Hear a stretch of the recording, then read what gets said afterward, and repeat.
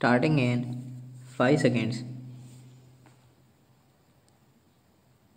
The election of Xavier Milei, a self declared anarcho capitalist, as the president of Argentina, marks the sharpest turn towards the right in the 4 decades of democracy in the Latin American country.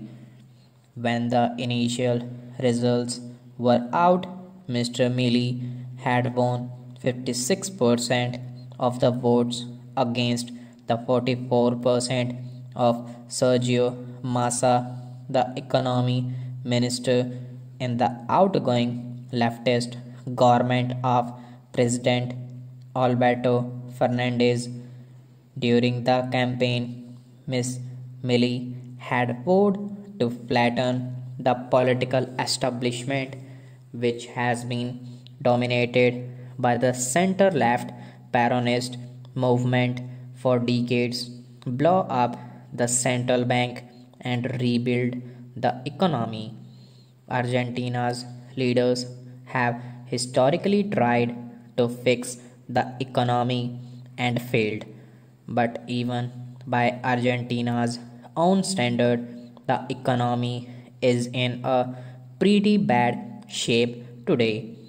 Annual inflation has crossed 140%, which is one of the highest in the world. More than 40% of the population is in poverty, and the peso, the currency, has plummeted to historical lows. A dollar is now equivalent to 100 pesos from the 80 pesos it was in the early 2020s before COVID 19 struck. While Mr. Milley attacked the political establishment and leftists in particular for the economic woes, Mr. Massa, on whose watch the latest crisis unfolded, struggled to mount an effective counter campaign. Mr. Milley's victory is a boost for the far right in the Americas. An admirer of Donald Trump of the US and Jair Bolsonaro of Brazil, what has pushed Mr. Milley into the political limelight are the same views that raise concerns about his future administration.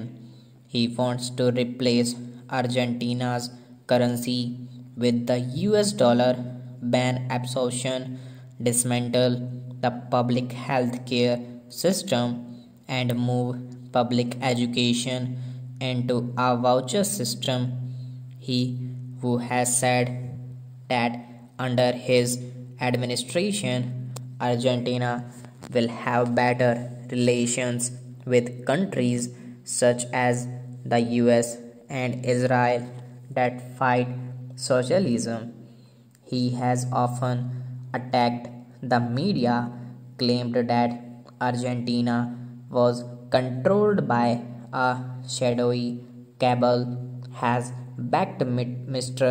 Trump's claims of the 2020 US election being stolen, and warned against election rigging against him. After his victory, his campaign stated that the elections were clean. He has projected himself as a crusader against Peronism, which in his narrative was the embodiment of the ills of Argentina. Fed up with economic miseries and hungry for political change, voters bought into his promises. But there is no clarity on what his untested libertarianism has to offer to fix the chronic economic woes. He may not be able to implement his most radical promises for lack of legislative support.